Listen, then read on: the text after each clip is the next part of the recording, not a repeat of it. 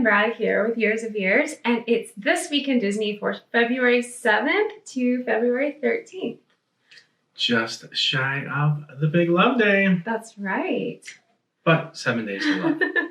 For sure. We'll be talking about some Valentine's related things today. Mm-hmm. And of course, we actually have exciting plans for Valentine's Day. So if you guys follow along with us on Instagram and so forth, you can check out, what we're up to. Yeah.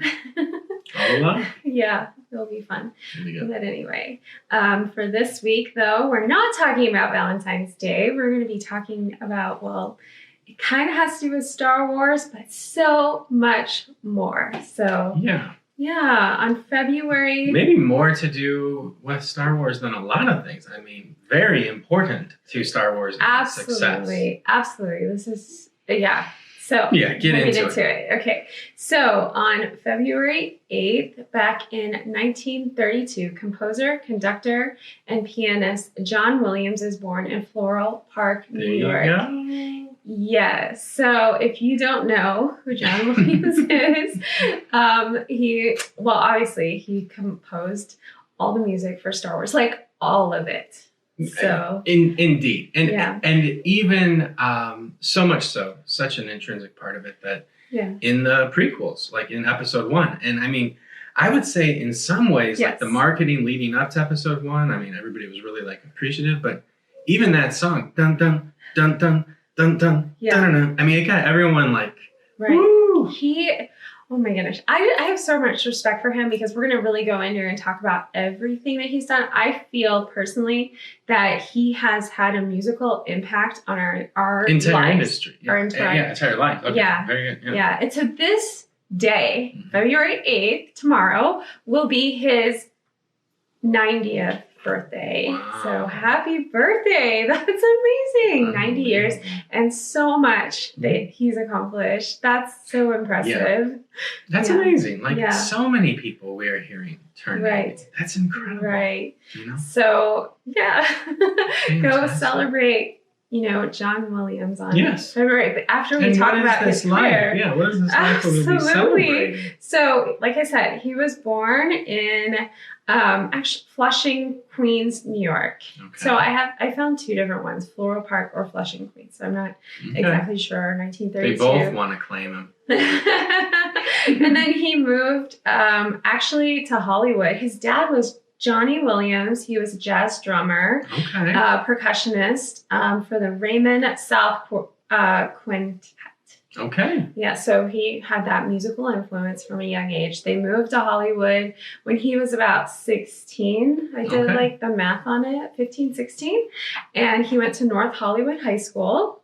So when he graduated there, he went to the University of California. Now, this is so impressive because he studied composition with composer Mario Castelnuovo Tedesco. And I hope I said he deserves to have his name said correctly because he was this Italian composer, but he came to America, ended up working with a contract with Metro-Goldwyn-Mayer, and did over 200 composed 200 film. Wow.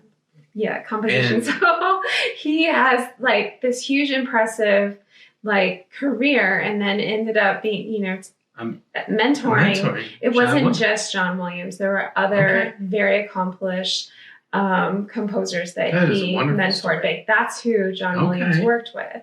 So until he graduated. And then in 1951, he actually... I'm very familiar with that in the arts, with students, being mentored and then carrying on the legacy of their teacher. So that's wonderful. I was not aware of that. So I think it kind of bodes to why his career is so impressive and why not just because he's got this music that permeates our whole lives. Like some of the films that we're going to talk about that he's done, if you think about it, they're iconic. He even did Jaws. I mean, he did Jaws and all of it. Yeah. I mean, and it's such a varied music, but it really makes these films. And like I said, it's so part of everything. Indeed. So he went on to... In fact, I was even thinking, this is going to be an early plug for an idea for the parks. I was like, wouldn't it be so easy to update Star Tours? And the whole point of updating Star Tours is to introduce 3 to 4 new segments that have new music from John Williams. I mean, I think he has enough draw that people would line up to experience his new music in new segments at Star Tours. That's the kind of impact that he has, that would be enough. Well, even, I mean, from, you know, our kids growing up, we used to go to listen to orchestras play like in our local park. Mm-hmm. And when they would have their Star Wars or any like night or whatever, like, or any John Williams, it was just packed. Like it's so cool to hear a live orchestra play his music. Mm-hmm. It's so impressive. Indeed. Really impressive. So fun to learn that. But then, so after finishing school, it was wartime, 1951. He played piano and brass, conducted and arranged music for the U.S. Air Force Band. Wow. That's his contribution to the war effort. And then he came, back. And after, like we talked about, after the war, everybody's got to kind of reacclimate. Well, he went to Juilliard. So impressive. And while he was at Juilliard to I don't know, I'm guessing pay his bills, pay the rent, eat his food. He was a pianist at the jazz clubs. There you go. Yeah. Play me a song, Mr. Piano Man. For sure. But let's just talk about his, what we know. You can go look up him. We could spend hours talking about him. I didn't find a concise list. Right. Yeah. Well, a ton of, I think more could be done to talk about his career. But so like we said, Star Wars, I want to mention that includes Galaxy's Edge. He did the music. He actually in 2020 won a Grammy for best inspirational composition for Galaxy's Edge. For Galaxy's Edge. So sorry, instrumental. Composition. It is good. It's something. Much of it is subtle if I'm familiar with the work throughout. But yes, I mean, being there opening morning, I will never forget how the atmosphere is so rich with all the ambience, and that music's awesome. Absolutely. So then he also did Indiana Jones, and that music's iconic. Right away. Dun, dun, dun, dun. Oh, of course. You're already there. Hollywood Studios. You're already there. Seriously. And then that includes this Crystal Skull, and I'm pretty sure he was nominated or won an Academy Award for the composition of that music. So even if you don't, I like the Crystal Skull. I think it's appropriate. I say still give it to Shia LaBeouf. I mean, seriously, the hat was best. I love Shia LaBeouf. Our kid. I mean, when he was a true artist. Absolutely. Forgive him. Okay, but the point is that go watch that film again for the music standpoint. Because if John Williams did it, it was really good. And then also the BFG. He did the music for that. Oh, my goodness. And that was working with Spielberg. Roald Dahl, beloved. Him and Spielberg had an obviously close working relationship. But he also... E.T.? Right. He did E.T. He did Jaws, Close Encounters of the Third Kind. Oh, my goodness. And then Superman. That's very iconic music. Yes, right? The Christopher Reeves Superman. I mean, that's Superman to us. Wow. Right? Yeah. I enjoyed the new ones. I think the early 2000s treatment was good, but I thought it was good. I like well, I'm pretty Marvel-centric, that's so true. Centered, so it's hard for me to even go there. But I'll give props to Superman, the original Christopher Reeves. Christopher Reeves. And that score... Incredible, Indeed. Of course. I mean, that also is iconic music from our childhood. And then Schindler's List. Yeah. Right, yeah. Which, have you seen it? I don't think I have. Of course. But I haven't. I can't handle this too much. So in the 90s, as long as we're going to talk about it, I might as well go all in. In the 90s, it ran over a Thanksgiving evening. Oh. And I shared it with I had watched it with one of my managing work associates, and he was so offended by the film and was very upset that I had watched it. Not that I didn't have the choice to, but that it hurt him. So I kind of avoid that film a little bit, even talking about it. Sure. But really iconic, important film, and I don't know the film score from it. I'll have to check that out. Very nice. Harry Potter. Oh my goodness. He composed the first Did he do that? 3 films. Yeah. But I was thinking about it because even though he didn't do all the films, the first 3 really set the stage for all the music, and it was a different director. In Universal as well. Like the first 3 films is the music they're really using and everything. Yes, so true. The tone was set. Yeah, for sure. So incredible. I can go on and on about his career. There's honestly so much, but I decided since what are your favorites? Tell us your favorites. But since it's his 90th birthday, I want to talk about how he's been awarded his legacy. So in 2005, the American Film Institute gave the 1977 Star Wars the greatest film score of all time. Okay, the 1977 one. Absolutely. Sorry, everyone else. Library of Congress entered the Star Wars soundtrack into the National Recording Registry. Yes. He composed... They may already enjoy that song on other planets, you know? Okay. And then he composed score for 9 of the 25 highest grossing films of the U.S. box office of all time. Okay, so he was... nominated for 52 Academy Awards, which he won 5, 6 Emmy Awards, which he won 3, 25 Golden Globes, which he won 4, 71 Grammys, winning 25, 7, and then he got 7 British Academy Awards. He is the second most nominated person in the Academy Awards history, behind one person. Who's that? Do you know? You want to guess? No, I don't. Just tell me. Walt Disney, of course. Oh. Okay, so he had 52 and Walt Disney has 59. So props. How special. That's cool. That is very cool. It's very cool. So, and then he has an honorary doctorate from some universities: Berkeley, Boston College, University of Pennsylvania, and I love it Harvard. when they give those away. He deserves these. Yeah, he really does. For contributions to music, film, and all. I think some of them, I don't want to get into it, but he definitely deserves these for sure. And then 2009 national, he got from the U.S. He got the National Medal of Arts. That's so cool. Oh, I forgot to mention his son is the lead singer of Toto. Really? Yes. Yeah. No way. Isn't that cool? Yeah. Unbelievable. Like the prog rock band. Amazing. Yeah. Unbelievable. So, prog rock. What do you mean by that? Progressive rock. Oh, it's like a time period. I don't want to date it all or even put them in that box. It's cool. It's just a good classification, I believe. Yeah. So Very nice. That's him. That's his son is in Toto. So well, thank you, Mr. Williams. Awesome. We'll go listen to some Toto. Happy birthday. Happy birthday. Moving on to the rest of this week.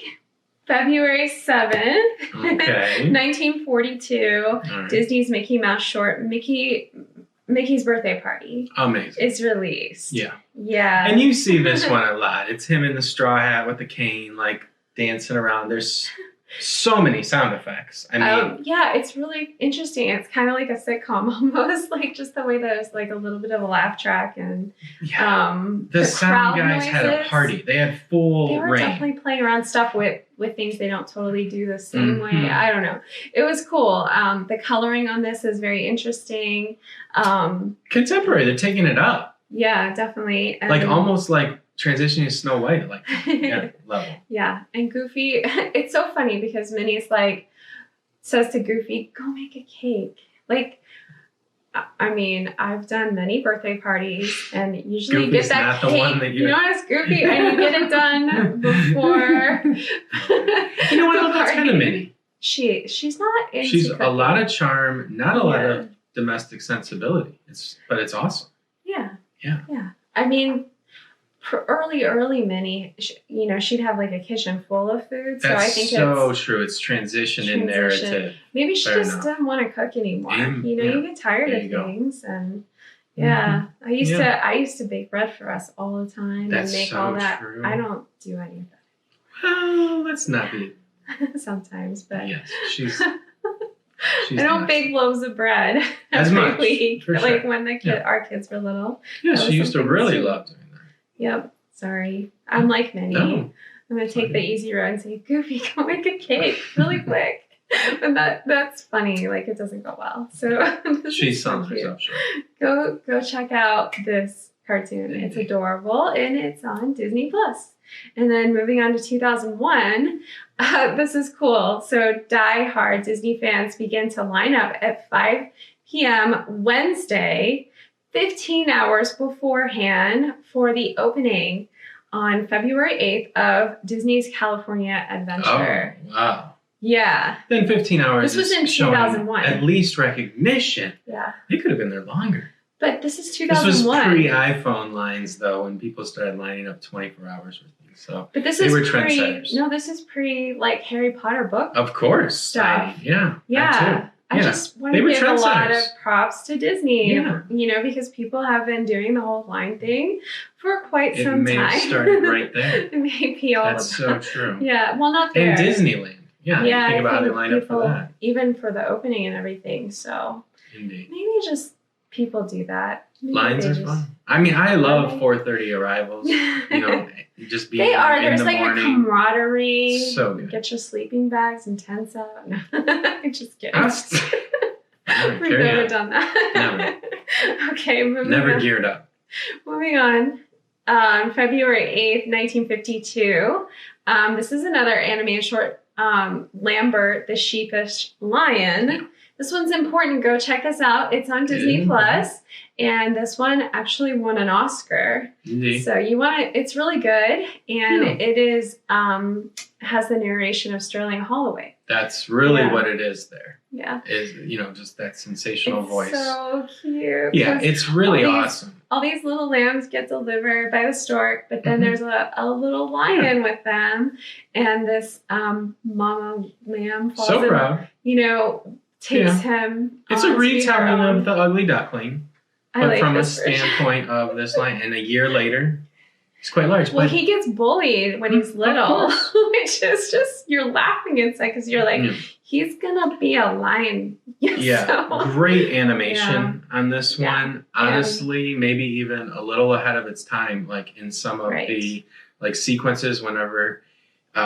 You just get close-ups on his face and the colors are flashing. It's like pre-1960s animation. This is 1952. Like a lot of that, you can see the sensibilities that inspired artistry later. So yes, absolutely. Indeed. And then in 1974, a Fair of Heart Valentine's party takes place at Disney World's Magic Kingdom. So this was our first Valentine's Day thing. First Valentine's party at Disney World, and this include Tony, Orlando, and Dawn. There you go. The Grassroots. Knock 3 times on the ceiling.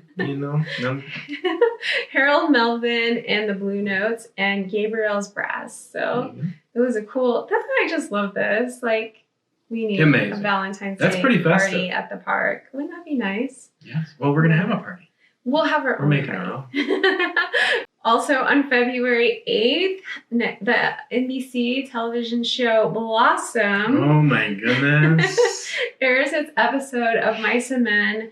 It's a, what is it? A 1-part or 2-part? No, I think it's just one. Okay. It takes place at Disneyland. Yeah. So and this is the first. This is the first sitcom to actually be in a Disney park. Yeah. So I love this. I love when the 80s sitcoms or 90s or whatever. Well, this was the first, so 90s sitcoms were in the parks. I mean, and I love Blossom. Yeah. Blossom is love that show. Mm-hmm. Yeah, and like Joey Lawrence is in that too. Yep. And I mean, I just remember it was like towards the end of the show. Yeah, it's very, yes, you're right. So all the characters feel very mature and developed. Yeah, I really love that. Yeah. But they go all over the park. And the only thing I thought was kind of weird is they keep saying the Magic Kingdom and they're at Disneyland. Right, kind of killing 2 birds with 1 stone. Am I misunderstanding something? Like, why are they calling it Magic Kingdom? Or do they call it the Magic Kingdom? Because we've been to Disneyland, but we were really young. We haven't been back for a while. But if I say I'm going to the Magic Kingdom, you guys think I'm saying Walt Disney World, right? I don't know. I don't know, but they keep interchanging it. I was wondering if it was just like they're trying to hit both coasts or something. I don't know. It was kind of weird. But I could only find like a a weird version of it on YouTube. So maybe if you guys find a better version, tell me in the comments. Link it. But I love these for sure. And then moving on to February 9th, 1996, the Disney Institute opens at Walt Disney World, Florida. This is still going on. Yeah, that's the cool part. I didn't think it was. It is. But it offers 60 programs in 8 interests, such as animation, culinary arts, rock climbing, wilderness exploration, and you could stay at these guest stay at villas, basically at the Disney Village Resort. Honestly, we have found something new to do. Because these are the experiences that I've been wanting. I don't think they're still doing it this way, though. Okay. I think it's a little bit different. I think I don't know if we can do it. I think you have to be part of a company to do it. It's kind of because sometimes you do see large groups come through, and perhaps these are the experiences. So I think they'll have employees from a specific company come and learn the Disney way. Indeed. Yeah. And there's a lot of books to that effect as well. But back in 96, I think it was anyone could come and do this. All right. Well, you're dashing my Disney hopes. I'm sorry. Well, we're going to check into it because it's something we're actually interested in doing. It would be kind of cool. Okay. And then moving on to February 10, 1934, Disney's silly Symphony, The Grasshopper, and the Ants is released. There you go. This is a beautiful silly symphony for sure. And it also has a good moral. It's a good one to watch to Indeed. Share with your kids or yourself. I don't know. All of us need encouragement. That for sure. That we need to be involved and help others and work and do good. Yes, you're right. Self-sufficient really isn't the message. There's a very communal message of everyone working together. Yeah. Indeed. Yeah, for sure. And a little bit of mercy there. Indeed, there's mercy at the end. So check it out. Yeah, a little bit of a hang where you're not sure what the queen is going to say as the consequence. And the queen of the ants. So you'll see. But the grasshopper, he's got his fiddle, and his voice is Pentelkolvig, and it's a very goofy, heavy voice in it. So it's a good one. It's beautiful, and on Disney Plus. Everything today, pretty much, except for Blossom. Maybe they'll get Blossom eventually. That'd be cool. Yeah. So moving on to 2001, Disney's House of Mouse airs a Goofy Valentine's Date. Yay, more Valentine's Day, but Goofy doesn't have a date. So Minnie and Daisy are going to set him up with a date. You have to watch it to a blind date. I don't know. I don't think it would be a challenge. I'm sure there's many eligible individuals for Goofy, but they would think it was a challenge. Love is in the eye of the beholder. Yeah, I wonder who she hands up with. Yeah, for sure. So it's unexpected results. And what if it's Clarabelle? Check it out. That's what I'm wondering. Yeah, you're going to have to watch it. And then moving on to February 12th, 1999, Disney's My Favorite Martian, starring Christopher Lloyd. Love Christopher Lloyd. Taxi, Back to the Future, Great Scott, Christopher Lloyd. Jeff Daniels. There you go. Elizabeth Hurley. Hurley at the time. Yeah. And I like Elizabeth Hurley. Indeed. She's so fun. She was, yes. Yeah. She's... It very, very appropriate for the time period. And it was kind of in that era of the Inspector Gadget Disney exploration. And it has that quality. Right. And Daryl Hannah of Splash. So she was already in the Disney family. Right. So this is a film you watched a lot. I mean, you saw it. I didn't watch it a lot. I saw it once for sure. Okay. But it's on Disney Plus. It's available. So if you've seen there's an older version and then there's this version. Yeah. And it looks really fun and really cool. So if anything, I kind of prefer the classic My Favorite Martian, television show, black and white. Mm-hmm. I don't know if it ever made it into color, but I prefer that. But this is a wonderful retelling. I mean, it's in that Flubber vein too, that that period, all those films being made at the time. I'm sure they were all in the same list. Yeah. And this was one of them. But it's got the 90s and it's got a lot of bright colors. Oh, yeah, it's good. It's good. It's worth checking out on Disney Plus. There you go. Relaxing and enjoying. Bust out your cross colors. And then moving on to February 13th, 1973. So this would have been, before Walt Disney World opened. A Valentine's dance sponsored by this is interesting. The Walt Disney World Recreation Club is held for Disney World cast members at the Contemporary Hotel Ballroom. So that was already completed. The park opened. So the park's going to open in October, and they are having a Valentine's That must have been dance. quite a nice night to stand out there on the Contemporary, look over the construction, imagine what was coming and happening, that it was almost near. That's amazing. Yeah. Well, I know when they came down, I mean, there was nothing there at all. And a lot of the employees that came to work didn't necessarily even have shoes at the time. I remember reading about that. Yeah. So, there was a lot that I think they were doing with the Disney. The way they did things was always treating their employees really well. And perhaps they were teaching the actual culture of Disney. They were teaching the culture and helping the people. Compelling. There's more of a story there. I think so too. I hope that's really told at some point because I think it affected the whole surrounding area, and really built Central Florida in a way that I don't think we really are cognizant of. I think we know, but we haven't taken the time to. Yeah. It just wouldn't have happened if that spot, Walt looking down from the airplane and saying, "That's it," So really impressive. And then in 1993, Lumiere's Kitchen restaurant opens in Fantasyland at Disney World. So now this is where the Friar Nooks is. I believe right across from Seven Dwarfs, next to Princess.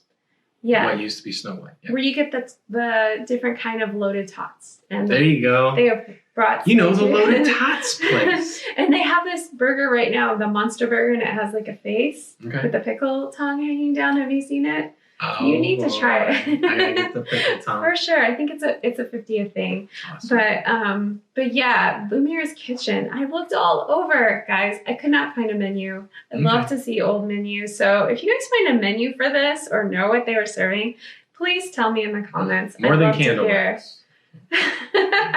No, they definitely didn't serve candle wax, but Lumiere's is a good name. I kind of like it better than Friar Nooks. Yeah. Personally, I think Lumiere's. Yeah, I don't know. Would an IP name on every title ruin it or not? I think it might be Lumière. Indeed. And the character for sure. Yes. Very inviting. Yeah. But guys, that's it for this week in Disney. Well, it's kind of a lot, but I hope you guys enjoyed it. We'd love to hear what you think. Lots to celebrate. Go celebrate John Williams for sure on February 8th. Eat some loaded tots. Make some loaded tots. They're yummy. They're fun. They had the Greek ones with feta cheese. Those were good. But anyway. Throw some popcorn on it. Popcorn? What? While they're watching Star Wars. Oh, okay. Yeah, definitely eat your popcorn. There's lots to watch this week. And that's it for this week in Disney. So we will see you guys next time. Bye. Bye.